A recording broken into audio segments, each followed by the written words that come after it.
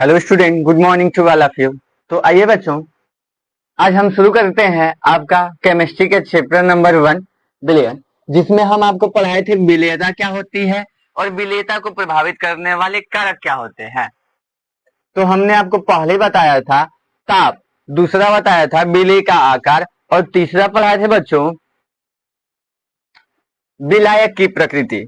यानी अध्रुवीय विलायकों में विलेय पदार्थों की विलेयता ज्यादा होती है और अध्रुवीय विलायकों में जो है बच्चों विलेय पदार्थों की विलेयता कम होती है। जैसे आप एल्कोहल के अंदर नमक घोलना चाहेंगे तो एल्कोहल एक अध्रुवीय विलायक है जिसके अंदर नमक नहीं घुलेगा, बहुत कम मात्रा में घुलेगा।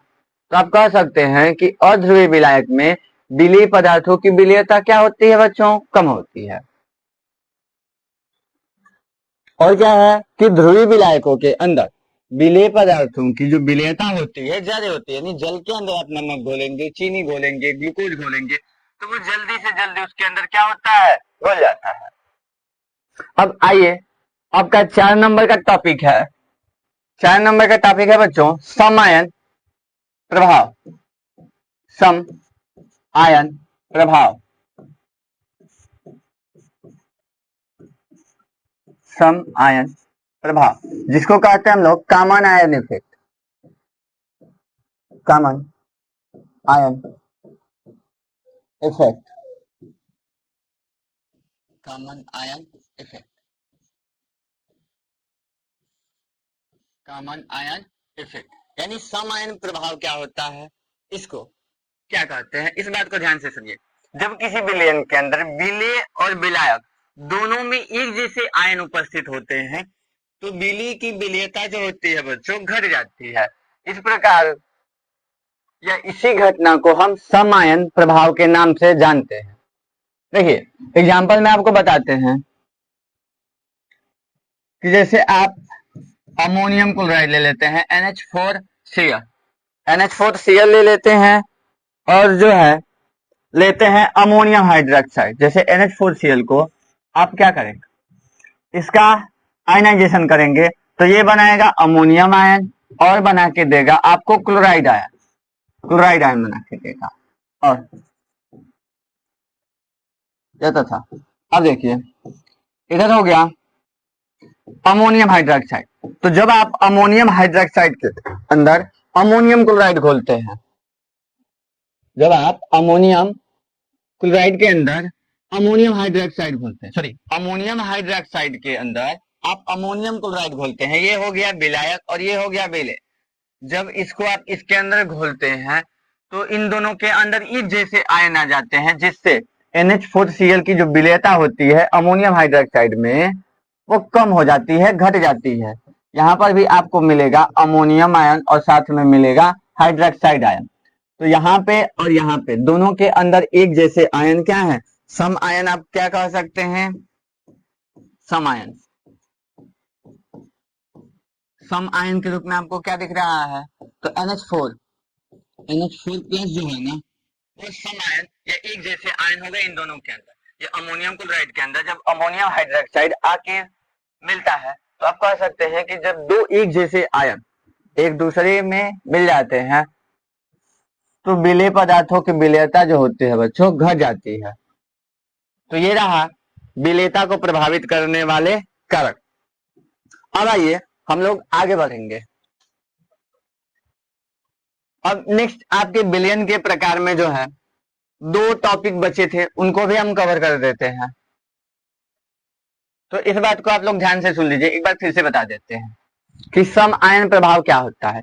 कि जब किसी विलयन के अंदर विलेय और विलायक दोनों में एक जैसे आयन आ जाते हैं तो विलेय की विलेयता जो होती है घट जाती है, यह विलेयता का मान घटने लगता है, सोल्युबिलिटी डिक्रीज हो जाती है। जब सॉल्यूट और सॉल्वेंट दोनों में सेम आयन प्रेजेंट होते हैं तो सॉल्यूशन की सोल्युबिलिटी डिक्रीज हो जाती है। इसी इफेक्ट को हम कॉमन आयन इफेक्ट के नाम से जानते हैं।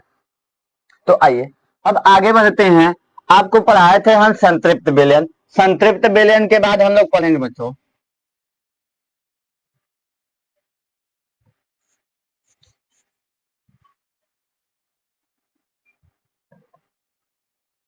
चार नंबर में आप लोग पढ़िए संतृप्त विलयन के बाद है असंतृप्त विलयन। असंतृप्त विलयन, असंतृप्त विलयन, ये क्या होता है इस बात को हम लोग समझेंगे। जिसको हम कहते हैं अनसेचुरेटेड सोल्यूशन, अनसेचुरेटेड सोल्यूशन।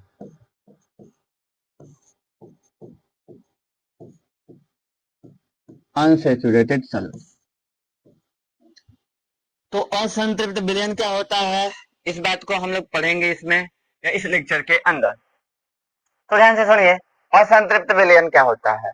ऐसे विलयन जिसमें विलय की मात्रा संतृप्त विलयन से कुछ कम होती है, तो इस प्रकार का विलयन कहलाता है असंतृप्त विलयन। फिर सुनिए इस बात को, ऐसे विलयन जिसमें विलय की सांद्रता जो है संतृप्त विलयन से कुछ कम होती है, उसी को हम कहते हैं असंतृप्त विलयन। जैसे आप दो अलग अलग बीकर ले लेते हैं, एक में ये ले लिए, इसके अंदर यहाँ जल है H2O, आपने इसके अंदर 1 स्पून या 1 चम्मच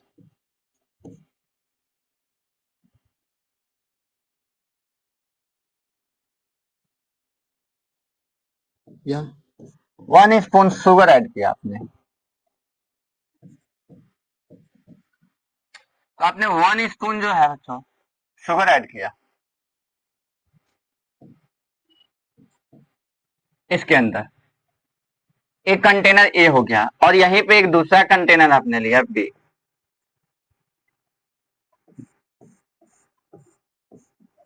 इसके अंदर है H2O और आपने इस दूसरे कंटेनर के अंदर 2 स्पून शुगर ऐड कर दिया।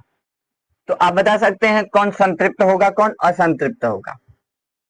तो जिसके अंदर, जैसे मान लीजिए इसको हम 2 स्पून शुगर जो है इसके अंदर डाले हैं, तो ये दोनों जब एक दूसरे से मिले हैं तो इनमें क्या हुआ है कि ये पूरी तरह से इसके अंदर घुल गया है, ये संतृप्त हो गया है, तो ये संतृप्त विलयन हो गया। और यहाँ पे ये कंटेनर ए के अंदर 1 स्पून है, यानी इसके कंपेयर में इसके अंदर विलय की मात्रा जो है या शुगर की क्वांटिटी क्या है, कम है। इसमें 2 चम्मच हमने चीनी घोला, इसमें 1 चम्मच चीनी घोले हैं, तो जिसके अंदर चीनी की ये शुगर की क्वांटिटी ज्यादा होगी, तो ऐसे ये हो गया संतृप्त और ये होगा असंतृप्त, क्योंकि इसकी तुलना में इसके अंदर जो है विलय की मात्रा कम है, तो ये क्या हो गया असंतृप्त। अब इसके आगे हम लोग पढ़ेंगे, या इसी को हम कहते हैं अनसेचुरेटेड सोल्यूशन। दो solution in which concentration of solute is less than concentrated solution are called unsaturated solution। चलिए इसको लिख के बताते हैं, या इसके एग्जांपल में आप लोग क्या लिख सकते हैं, हल्का मीठा चीनी का शरबत, हल्का मीठा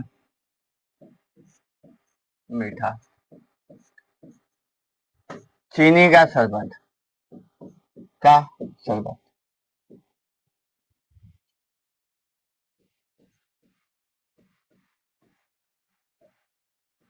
हल्का मीठा चीनी का शरबत, ये हो गया।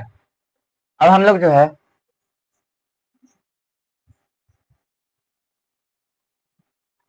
असंतृप्त विलयन के बाद पढ़ेंगे अति संतृप्त विलयन, ये हो गया।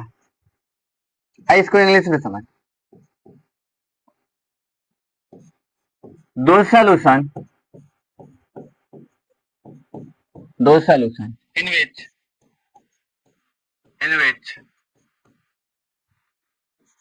क्वांटिटी ऑफ या कंसंट्रेशन ऑफ, नहीं क्वांटिटी लिखते हैं, quantity of salute is less than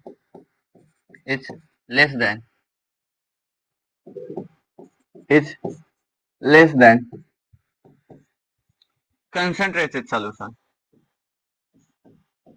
concentrated solution concentrated solution are called are called unsaturated solution, unsaturated solution। चलिए इस बात को समझिए। दोज सॉल्यूशन यानी ऐसे विलयन इन विच जिसमें क्वांटिटी ऑफ सैल्यूट बिली की मात्रा इज लेस देन कम होती है कंसंट्रेटेड सॉल्यूशन यानी सांद्र विलयन के, सॉरी सेचुरेटेड सॉल्यूशन होगा यहाँ पे,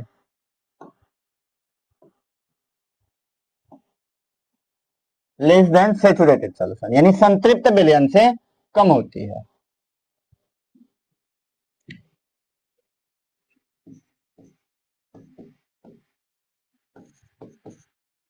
लेस देन सेचुरेटेड सॉल्यूशन यानी संतृप्त विलयन से आर कॉल्ड कहलाते हैं अनसेचुरेटेड सॉल्यूशन यानी इन्हीं को हम असंतृप्त विलयन के नाम से जानते हैं। चलिए आपका ये कंप्लीट हो गया। अब इसी के आगे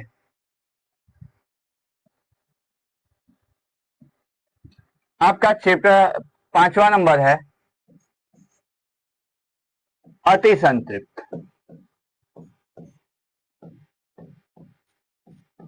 अति संतृप्त, अति संतृप्त विलयन। अति संतृप्त विलयन को हम क्या कहते हैं? Super saturated solution, super saturated solution, super saturated solution. Super saturated solution क्या होता है बच्चों? ध्यान से सुनिए इस बात को, अब इस बात को सुनिए, सॉरी ध्यान से सुनिए। अति संतृप्त विलयन क्या होता है? ऐसा विलयन जिसमें विलायक विलय की मात्रा विलायक से अधिक होती है, तो ऐसे विलयन को हम कहते हैं अति संतृप्त विलयन। फिर से एक बात सुनिए, ऐसा विलयन जिसमें विलय की मात्रा जो है विलायक से अधिक होती है, तो उसी को हम कहते हैं अति संतृप्त विलयन। जैसे होता है एग्जाम्पल में कि सोडियम थायोसल्फेट, सोडियम थायोसल्फेट यानी एलोवेरा, जब इसको हम गर्म करते हैं तो यह क्या होता है? सुपर सेचुरेटेड सॉल्यूशन यानी अति संतृप्त विलयन में बदल जाता है। Dose solution, dose solution, dose solution in which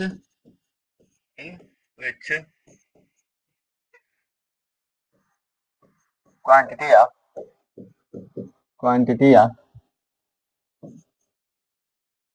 solute it's more than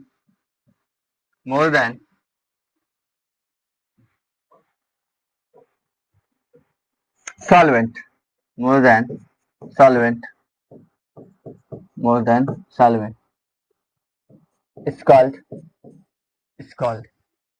super saturated solution, super saturated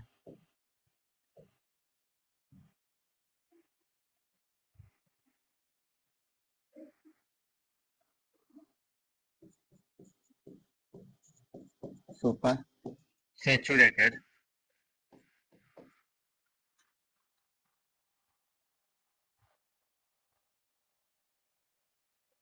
super saturated solution. चलिए अब इस बात को समझिए, जैसे sodium thiosulphate, sodium thiosulphate,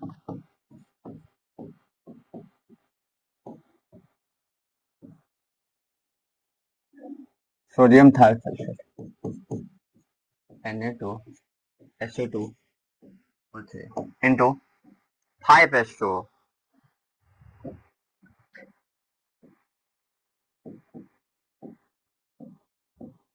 5H2O।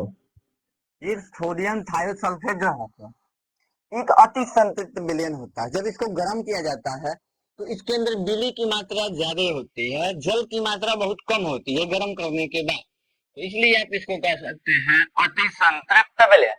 जैसे सुनिए, डोज सॉल्यूशन यानी ऐसे विलयन इन विच जिसमें क्वांटिटी ऑफ सैल्यूट यानी विलय की मात्रा इज मोर देन अधिक होती है सॉल्वेंट, किससे? विलायक से, इसका कहलाते हैं सुपर सेचुरेटेड सॉल्यूशन यानी इसी को हम अति संतृप्त विलयन के नाम से जानते हैं जब हम सोडियम थायोसल्फेट को गर्म करते हैं ना, तो यह क्या होता है, अति संतृप्त विलयन में बदल जाता है, जिसमें जल की मात्रा कम होती है और सोडियम थायोसल्फेट जो होता है इसमें विलय की मात्रा ज्यादा होती है। जैसे कि सोडियम सल्फर और ऑक्सीजन की मात्रा ज्यादा होगी और जल की मात्रा बहुत कम होगी।